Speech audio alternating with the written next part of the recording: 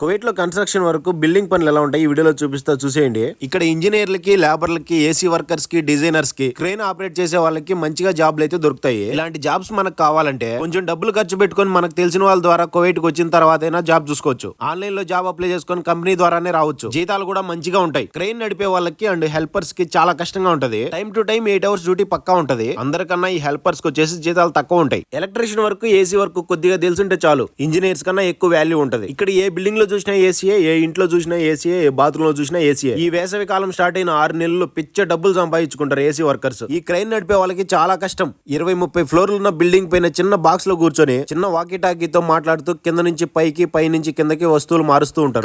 కష్టం అనుకుంటే ఏ పనైనా కష్టమే. కష్టాన్ని కూడా ఇష్టంగా పనిచేసే వీళ్ళని చూస్తా ఉంటే చాలా హ్యాపీగా ఉంది. ఎండని చలిని భరిస్తూ వాళ్ళ ఫ్యామిలీ కోసం కష్టపడుతున్న వీళ్ళకి హ్యాట్స్ ఆఫ్. ఎవరైనా సరే ఏ పనికి వస్తున్నామో తెలుసుకొని రండి. ఇక్కడికి వచ్చాక ఇబ్బంది పడద్దు. చూసారు కదా, వీడియోలో ఉందో కామెంట్ చేసి ప్లీజ్ లైక్ చేసి సబ్స్క్రైబ్ చేయండి. ఉంటా, బాయ్.